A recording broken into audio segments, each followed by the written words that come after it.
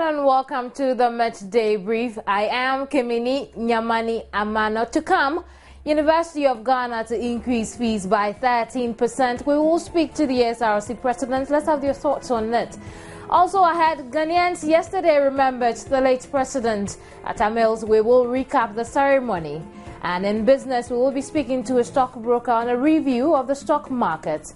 Also, we have some international news, sports, and showbiz coming up in a bit.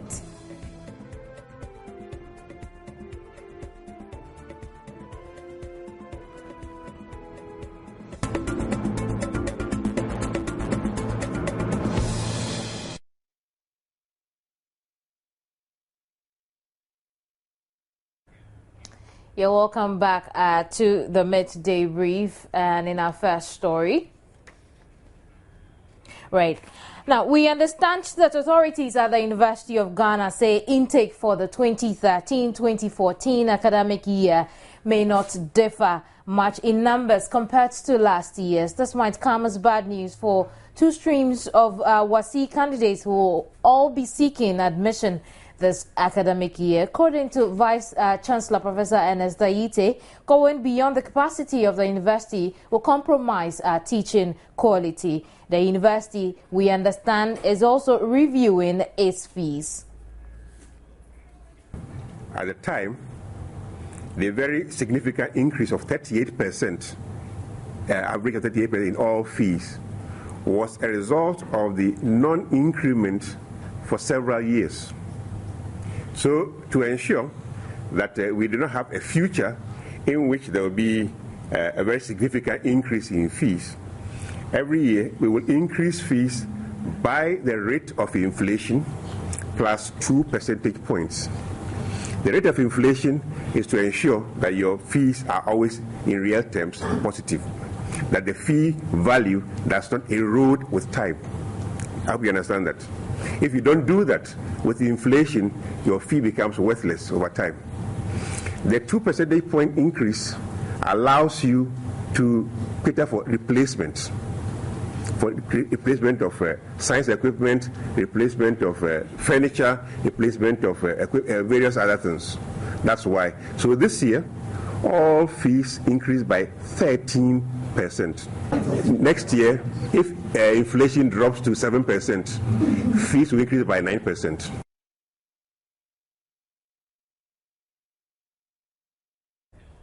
Right, and so joining us by telephone is Edem Agbana. He is president of the SRC at the University of Ghana. Let's have his thoughts on that. Hello, Edem.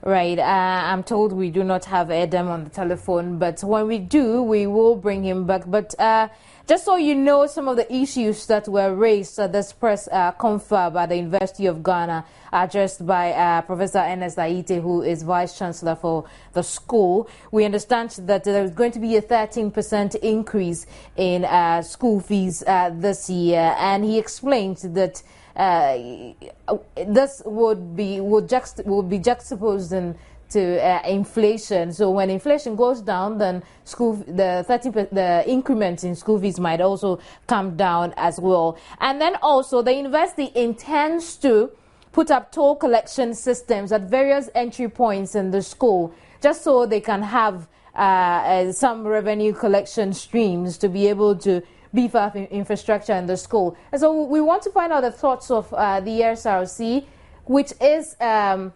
bargaining body for the students, really. Let's find out what they think. So Edem Agbana, who is president for the SRC, is joining us by telephone. Hello, Edem. Hello, madam. Right. Thank you for your time this afternoon. Thank you for the opportunity, and good afternoon to all your cherished listeners. Viewers, you mean? Right. And so what's your reaction? I mean, the SRC. What's the reaction to this fee increment? Thank you very much. You know, the university has a policy. We have a mechanism by which school fees are increased. Like the Vice Chancellor mentioned yesterday, that mechanism was followed duly, except that there was an introduction of a new component of the 100 Ghana cedis physical development levy. Like I stated yesterday during the press conference, the SRC's official position is that we are not in favor of the imposition of such a levy, even though we are for the principle that as students we can also contribute something little towards the progress or the development of our university. We have sought redress. We've spoken to a lot of people, all the stakeholders involved. But as it stands now, the university has given us a concession, an option that students can pay 50% of their school fees. So that necessarily this is going to cushion those who are financially handicapped. In addition to that, through the SRC's negotiation with the university, we are going to expand the financial aid facilities so that students who do not have so much to pay for the fees can also gain access to these financial support systems. So that is our reaction. But as it still stands, the SRC is not really in favor of the decision, even though we think that it is one that will lead to the completion of the project for our own benefit. Right. And we also understand that as part of strategies to raise revenue from within the school administration, they intend to put up more toll collection points at various entry points in the school. What do you think about this?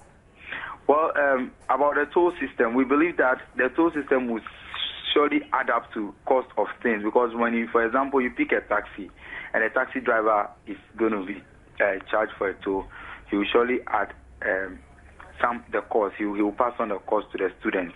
But we are happy that we are working with university management to the extent that they will be giving out, we are working hard so that they will be giving out some stickers to students who drive on campus so that they wouldn't pay the normal charge that everybody else is paying. Wouldn't you be doing the wrong thing in the sense that we have only students who are driving being protected from this toll collection system? No, already the university staff is being exempted from this toll, and then some other people. So we believe that students are also using cars on campus. They should be given some stickers so that when they get to the toll station, they will be exempted as a way of cushioning students who necessarily are just they are students. Some using cars, but they do not have so much to be paying to moving in and out of campus. So those are some of the things that the SRS is working closely with the university. By the time the toll is introduced, we believe that all the systems will be in place to protect the interests of the students. Adam, make me understand this. You want the stickers to be given to students who have cars so that it would cover the cost of those who do not have cars. In effect, then they won't have a toll system that will take monies from commercial drivers, who in turn will pass on to students who use their services. Is that what you're telling me? No. What I'm trying to say is that there are some students who have cars on their own and they've been driving in and out of campus. For such students, we intend to introduce the stickers to help them. But for the commercial cars, if you look at it, our campus has become a major route for cars that are going to Achimota and some other areas. So for the commercial cars, certainly the toll system is going to be in place. But the toll of 1 Ghana cedis, we believe that we'll continue working on the regulatory measures so that especially the taxis that operate on campus, if you are operating within campus, it means that the toll is not going to be applied or is not applicable to you. You get it? But it's only when you are moving out of campus or you are coming in that the toll system will be okay for you. Isn't that selective? No, it's not selective. What we seek to do is that as an SRC, we are there to protect the interests of the students. So even though we want to raise money, internal generated funds through the toll system, at the same time, we want to make sure that our university staff and students are protected in terms of their economic benefits. So these are some of the things that we are working on to do. It's not selective at all. Right. And we understand that there's going to be a review of programs and the provision of new facilities and other infrastructure necessary to enhance the quality of teaching and learning. What do you think about the strategy that university administration is using to make this happen?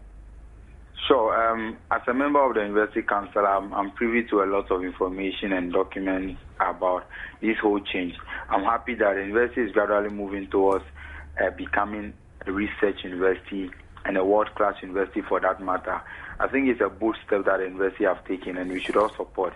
We are doing our bit as SRC president too. We are trying to put in place mechanisms so that in all of these structural changes and then transformation that is going on, it does not necessarily come up with any harsh effect to the students.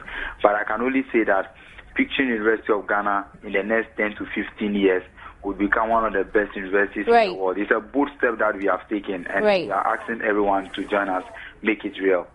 Right. Adam, quickly before you go, we've had on the ground students are grumbling that the SRC is not doing enough to protect their interest, and essentially they feel the SRC seems to be in bed with school administration. What's your take on this?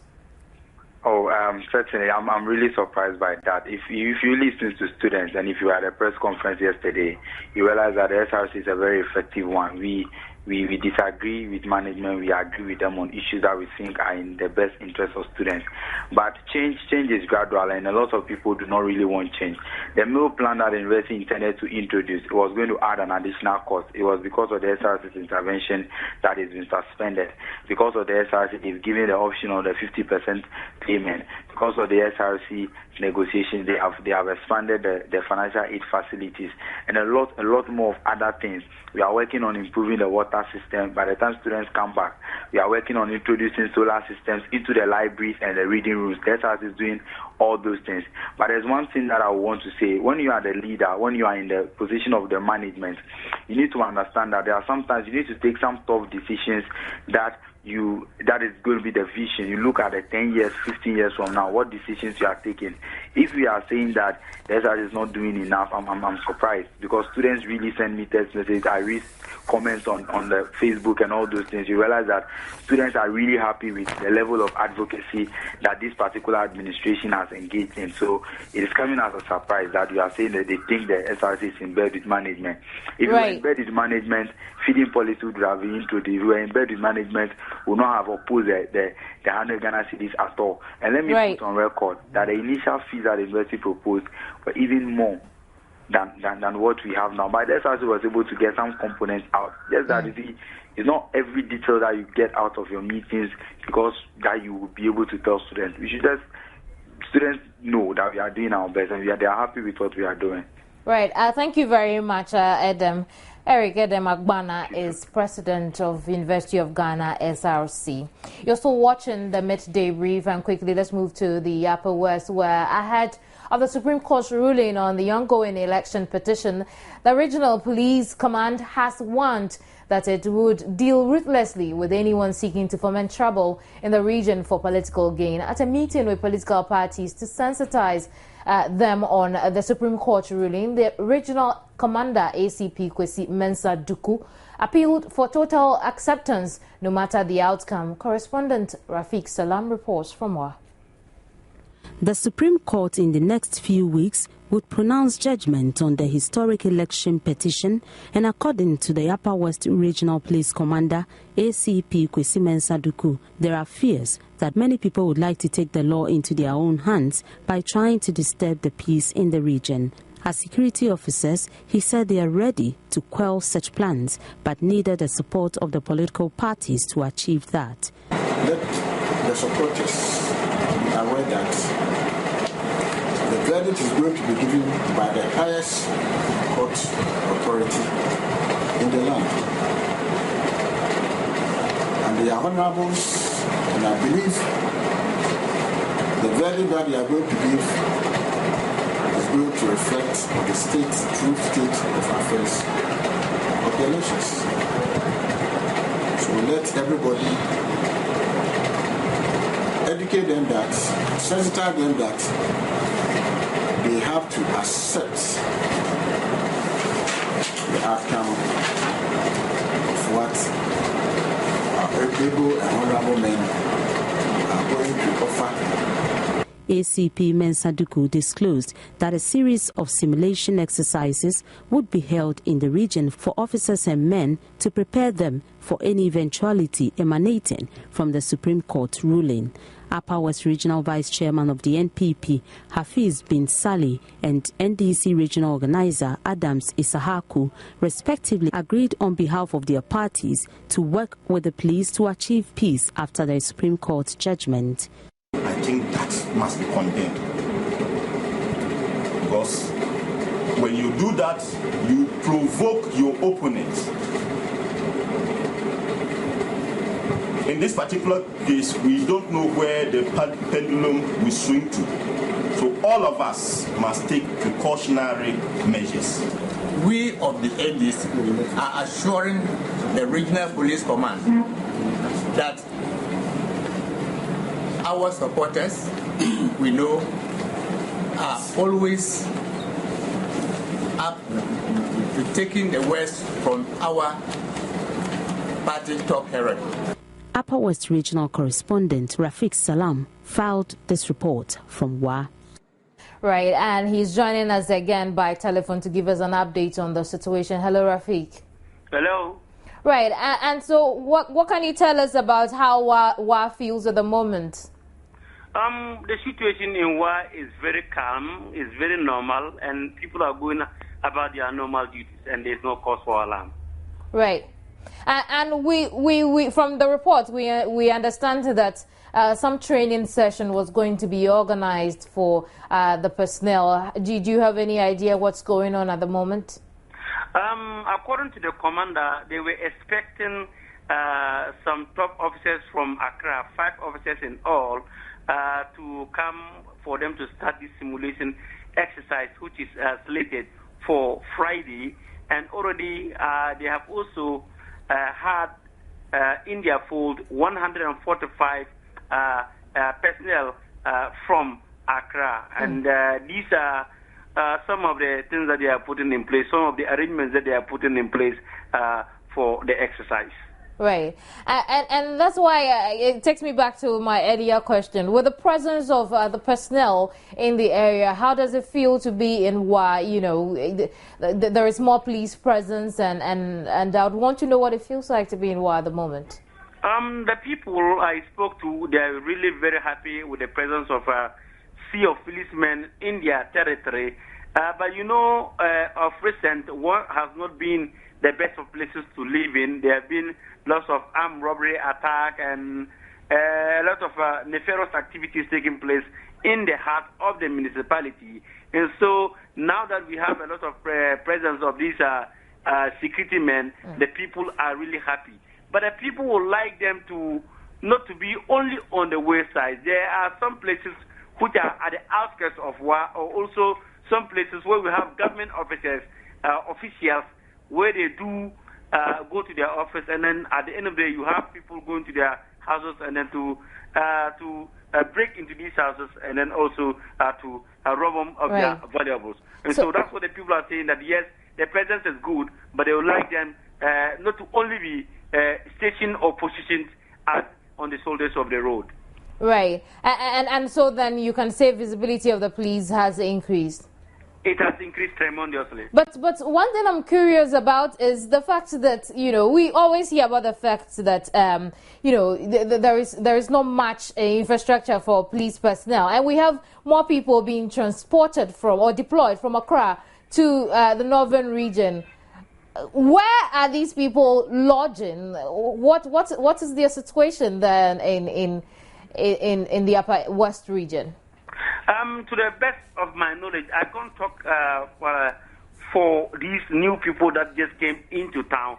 But what I can say is that some of these policemen are when they come for the first time, these new recruits, they give them a place to stay, and then some will be in a room of about 6, 7, 8. That's currently what is I suspect maybe happening around Choco, the Wachoko area. But I can't talk much about them. But I think that the police at least will be suffering about some of these challenges. Absolutely. Thank you very much, Rafiq, for your time on the Midday Brief. Rafiq Salam is Upper West Regional Correspondent, and he's been telling us about police visibility ahead of the Supreme Court's ruling in the region. We move on to some other stories, and the Inter-Ministerial Coordinating Committee has commended Ghana for chalking what it describes as great successes in its 5-pillar decentralization targets. The Executive Secretary, Dr. Callistus Mahama, disclosed this to Joy News at a national decentralization advocacy workshop in the Bunahafo region. Ghana's decentralization process seeks to devolve political, administrative and financial authority from the center to district assemblies. However, over the 20 years of implementation, the envisaged ends have only been partially achieved. In spite of the enormous efforts in place to make the decentralization process a success, most institutions involved are not conversant with the laws governing it. This is why the Interministerial Coordinating Committee, in collaboration with United Nations Development Programme, organized a workshop to broaden stakeholders' knowledge concerning decentralization. Executive Secretary Dr. Callistus Mahama explained that these achievements notwithstanding, Ghana still lags behind when it comes to grassroots participation in the process of local governance. If you are familiar with the process of the decentralization, over about 25 years now, if you look at what we set out to achieve, tremendously, I'll say we have made great success. If you compare the 5 pillars that the Constitution has set in terms of our progress, we are doing well. But that doesn't mean that we cannot still improve. A representative from UNDP, Apia David, commended Ghana for making great inroads with the decentralization process. I realize that after the introduction of the new policy framework and action plan, there was a need to actually do a lot of sensitization to be able to build capacity of various key stakeholders, to be able to deploy all the resources that they have in order for Ghana to realize its developmental goals, especially at the level of decentralization. Sunyani Municipal Chief Executive Kwesi Opon Abebiu, who deputized for the Bunahafo Regional Minister Paul Evanseidu, said it is necessary that players in local government and decentralization, especially assembly members, get some education on the National Decentralization Action Plan and Decentralization Policy Framework. He called for further collaboration between civil society groups, religious bodies, traditional rulers, as well as NGOs and the government in enhancing decentralization in Ghana. Nesta Kafuya Jomes report for Joy News. You're watching the Midday Brief, and I'll be right back.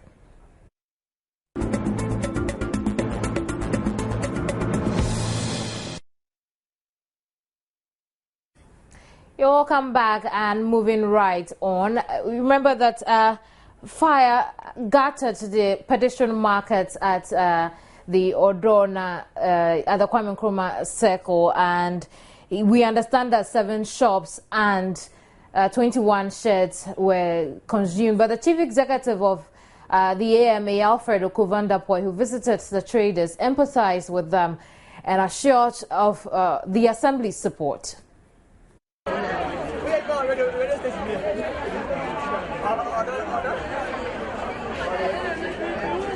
You know, we have had frequent fires in our markets, and so up to this time, I think when we have such activities, we can, reasonably tell what went wrong. And in this situation, I think the evidence is there for everybody to see. You understand? You can see that somebody did an illegal connection with bare wires, and the wires was left unprofessionally done. And that is what sparked the fire. I mean, the evidence is there to be seen. However, I would want to still wait for the police and the fire service to come up with their findings on it.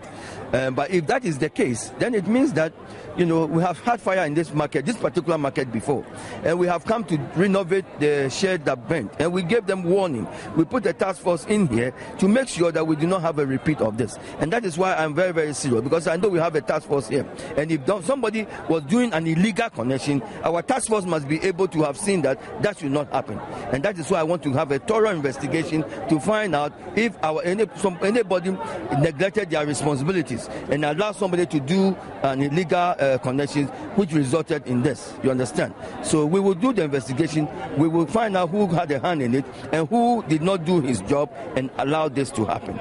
Electricians and security, they are in the markets all the time. So if there was a work going on, and it should not come from AMA doing any illegal connection. You understand? It should come from AMA inspectors or task force members doing their job to supervise, to make sure that if any connection is going on, it's the right connection. Number one. Number two, that they should prevent anybody from doing any illegal connection. No, so every activity about AMA and our task force should be about preventing such activity. It is not to condone and to encourage any such activity. At this stage, I have no conclusions. But let me get all the facts. Let us make sure that we have all the information at hand, and then we will deal with any and everybody who had a hand, or anybody who did not do their work. Right now we have information. It's reliable information. We will work with it.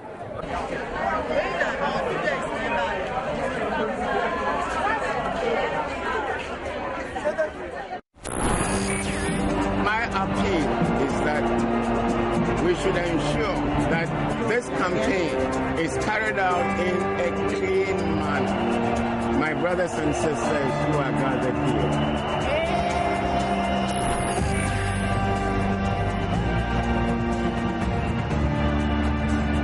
The President of the Republic of Ghana, Professor John Evans Atta Mills. The President of Ghana, John Atta Mills, has died.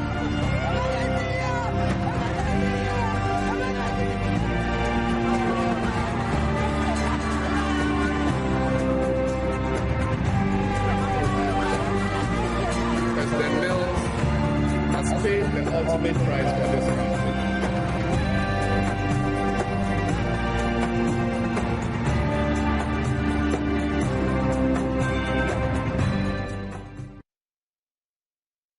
You're still watching the Midday Brief, and away from the fires. The 24th of June is exactly 1 year since the late President, Professor John Evans Atta Mills, passed on.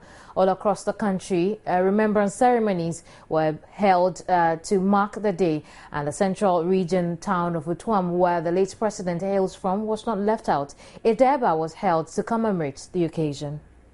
It was 14 hours 15 minutes, July 24, 2012, on a cloudy day when the late President, Professor John Evans Atta Mills, passed on. The whole country was shocked by the announcement. Residents of Utuam were equally shocked. A year on, they are yet to recover from the loss. Tributes were read in remembrance of the late President. It's a very heavy heart that we sing praises to the late John Evans Fifi Atta Mills today. We are singing the praises of our late President today because we believe that he is still alive and awake in the Lord.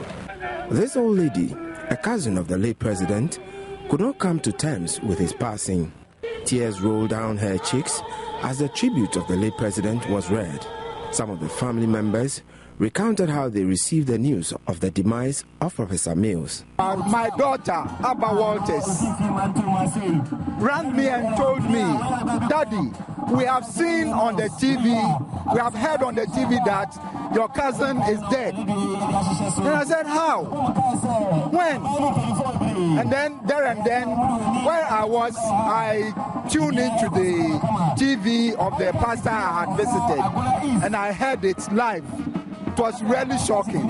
So I rang home at Utuam and asked the family members, have they heard it? said they had also heard it. It was really shocking and unexpected. As one was saying, and what's a man doing, Mamma Crapa? I wrote Edja Abrumi soon, Mammy to me, and kind of my Pierre Corso, and I wrote a bit shame in Muninti. Then I tears as a way see a month for a bon a tunity, making at Tiano. I say, a dream about my idea, best and now, Bakunduko Minuna, I am my idea. I just say, to my young doing some baby bar is here and venture out to CMT.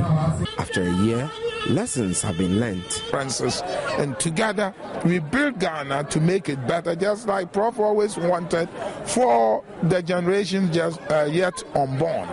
And that thinking that we are all peaceful people, just like Christ said, that he leaves us with peace, in peace.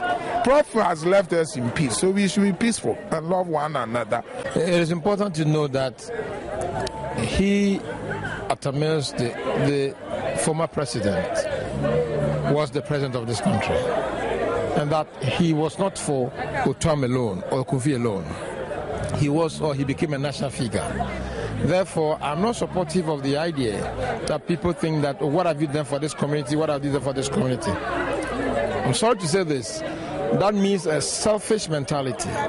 The Thanksgiving service will take place on Sunday at the Robert Mensah Sports Stadium in Cape Coast. Back in Accra, a wreath-laying ceremony was held in remembrance of late President Mills at the Asumdri Park. President John Mahama used the occasion to call on Ghanaians to weigh the impact of their deeds on the country as a way of honoring the memory of the late president. It happened to be the most discussed and anticipated event of the month. Gradually, dignitaries and other invited guests took their seat. Notable amongst them, former President Jerry Rawlings, widow of the late President Dr. Nadu Mills, accompanied by Vice President Kwesi Amissah-Arthur, and finally, the President John Dramani Mahama. Bible verses were recited and hymns sung intermittently. A 2-minute silence was observed, after which 7 wreaths were laid. It began with the President on behalf of all Ghanaians, the widow Dr. Nadu Mills for herself, and Dr. Kadman Mills for the late President's family, including his son. The Speaker of Parliament, Do Ajaho, laid a wreath on behalf of Parliament, and the Chief Justice, Her Ladyship Georgina Theodora Wood, on behalf of the judiciary, Rear Admiral Matthew Kwashi for the Ghana Armed Forces, and finally, Ni King Kadowona for the people of Osu, who own the land on which Professor Mills has been buried. President Mahama spoke of the impact of the death on him and the entire country a year ago. I recollect vividly, as if it were only just yesterday, the emotional breakdown that I suffered upon hearing the news. Our nation, Africa, and indeed the entire world was thrown into a state of mourning and grief. A grief that was so intense that it shook the very foundation of our land. It cast a dark cloud over our country and set the hearts of all Ghanaians bleeding with shock and sorrow.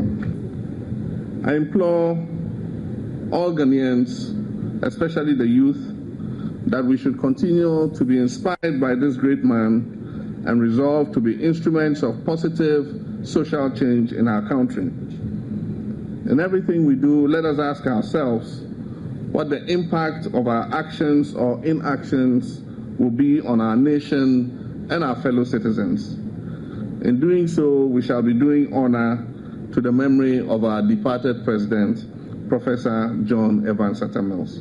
He called the moment a time to be rededicated to what the late president stood for, peace, despite the sarcasm he got in return. On the occasion of the first anniversary of his death, I stand before you, my fellow Ghanaians, to rededicate ourselves to the many things that the late Professor John Evans Atta Mills stood for.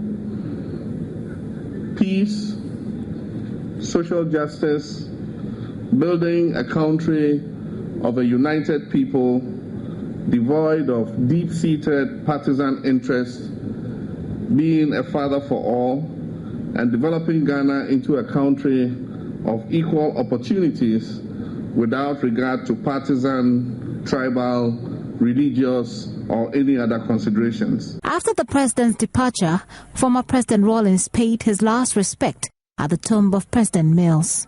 Hundreds of people gathered here to join in the remembrance ceremony for Professor John Evans Atta Mills.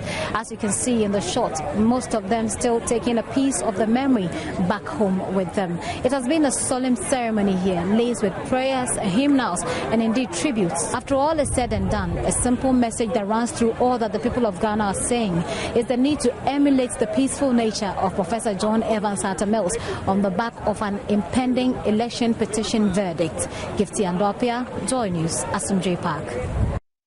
Various political parties have described as solemn the ceremony marking 1 year since the passing of Professor John Evans Atta Mills. Now, some members of political parties noted the solemn ceremony was a true reflection of the nature of Professor Mills.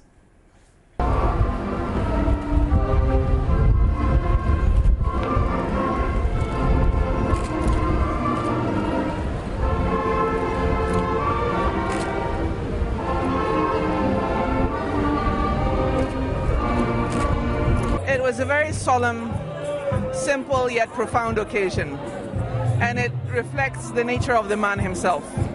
Because President Mills wasn't one for elaborate ceremonies.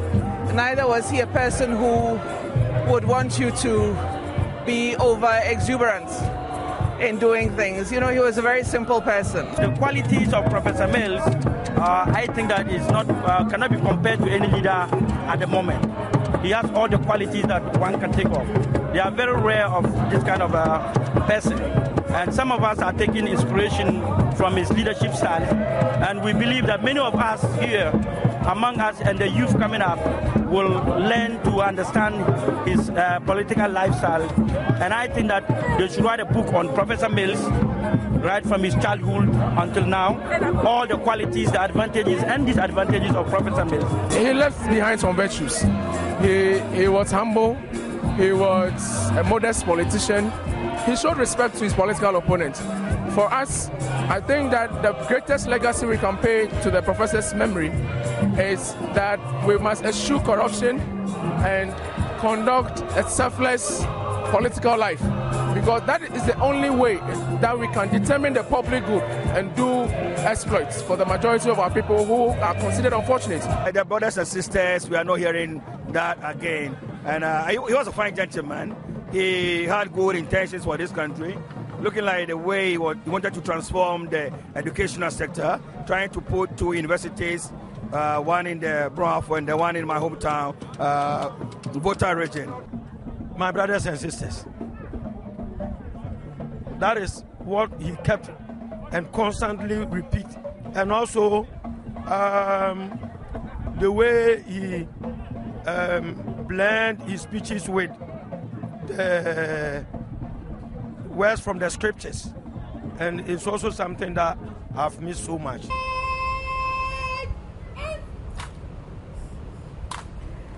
Right, away from that, let's do some business now, and we'll start with the stock exchange. And Sami Ampao is joining us. He is with the Gold Coast Securities, and he's joining us with a review of this week. Hello, Sami. Good afternoon. Good afternoon to you too. What can you tell us?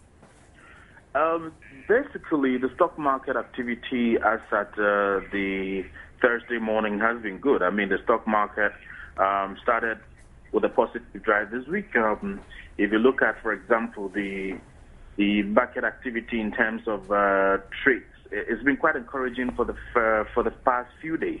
And you look at the market currently is returning over 58.95%, which no assets will be giving you a rate of 58.95%. If you look at even the financial stocks, for example, they are returning over 58.05%. And it clearly tells you that now attention should be shifting to the stock market, and basically looking at the way that government is also promoting and doing a roadshow on the $1 billion Eurobond. Basically, it would turn many investors' attention to Ghana, and they might be looking at the stock market, because the stock market for the first half of the year has been, returning averagely over 50%, which no asset is giving. if you compare year on year, I think the first half of last year to the first half of 2013, it tells you that the stock market, in terms of even volumes traded, has exceeded over 300%. I mean, this is quite, very significant in the activities of the stock market. And let me say that there are some particular stocks that have also been doing very well. I mean, if you look at Bed Soya Plantation currently, from the beginning of the year till now, if you have invested in a stock, for example, the BOPP, that's the Bed Soya Plantation, you might be, returning over 140%. And then UGL as well. I mean, a lot more people who invested in UGL at the beginning of the year currently are yielding over 166% in terms of even price appreciation. So it tells you that the stock market has been very active and people are making a lot of money, and that attention should be given to the stock market when you really want to do investment. Right. Monday to Thursday, a quick review of individual stock performances. Which ones have done well and which ones need to back up? If you look at it, so far some stocks have not been doing very well, which this is what we call the PESWA stocks. For example, the ACI is still at the beginning of the year. Or let's say if you look at within the week, I mean, there had not been any activity in terms of trade volumes and all that with ACI. AGA is also quite not too impressive. I mean, but if you look at very impressive stuff, farm milk has been volatile a little bit, but farm milk is a good stock for people to look at. EGL, EGB, if you look at GCB, Goyle, they have been doing very, very well. Total has been on the market. UTB also has been on the market, So if you look at all these stocks, I mean, basically, if you look at the financial stocks, for example, they have been doing very well. I mean, if they are coming from a background of very strong financial statements in the first half of the year and then even the last year. So it gives you confidence to invest in such stocks and other stocks in the market.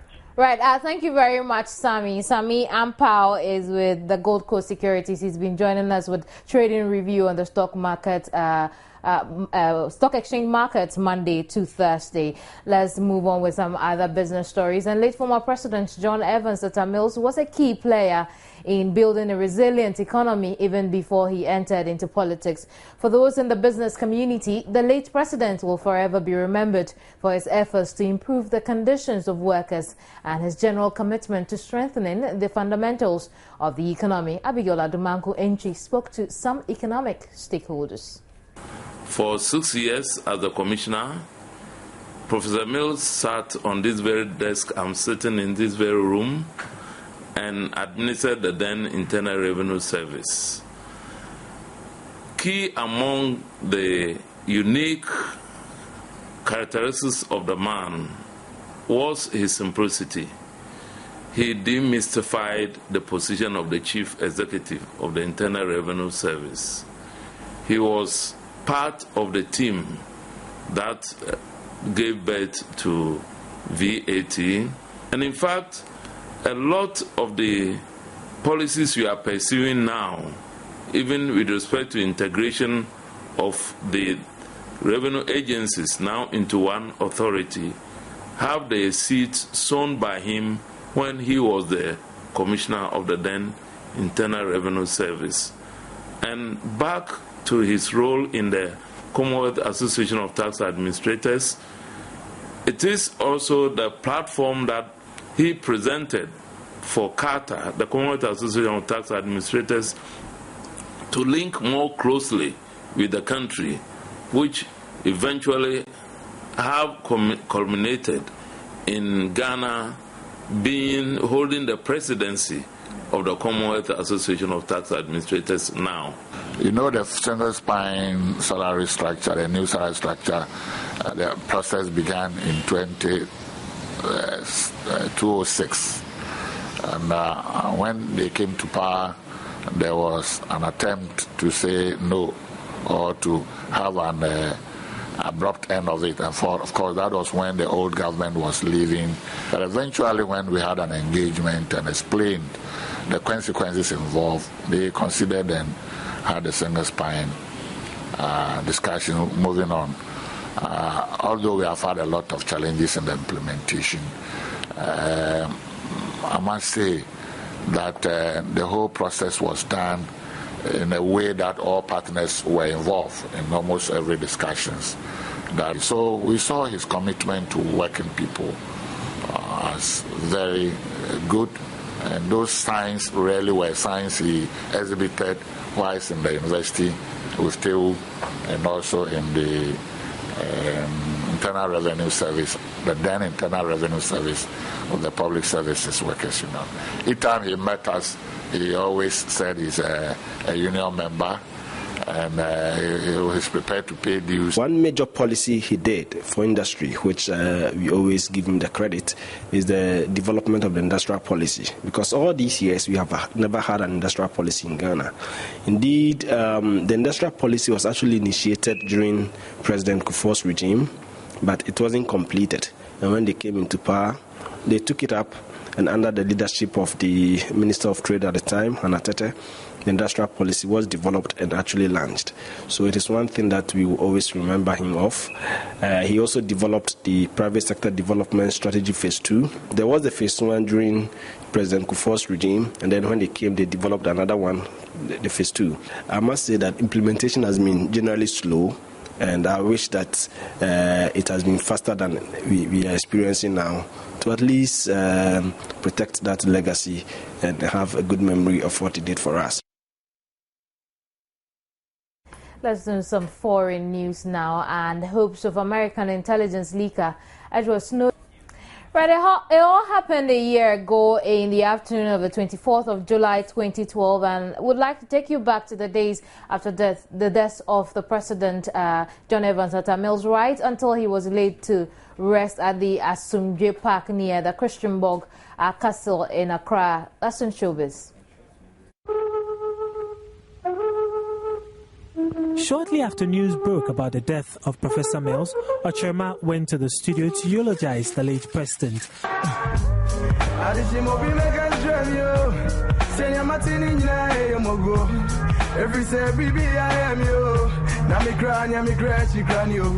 Afterwards, most members of the music industry showed their affection for the late president through their songs.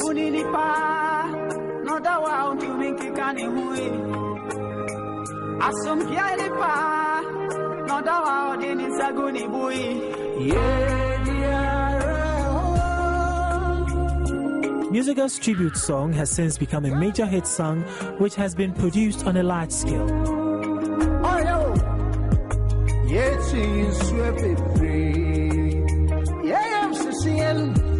But Musica's song was not the last to honor the late president.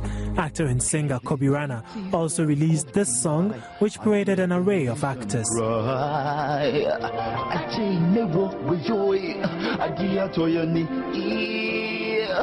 Father of the nation, terrible occasion, the news of destruction. It's in the nation. Will these be the last songs we will hear in memory of the late president? Probably not. I'm crying. I'm waiting now.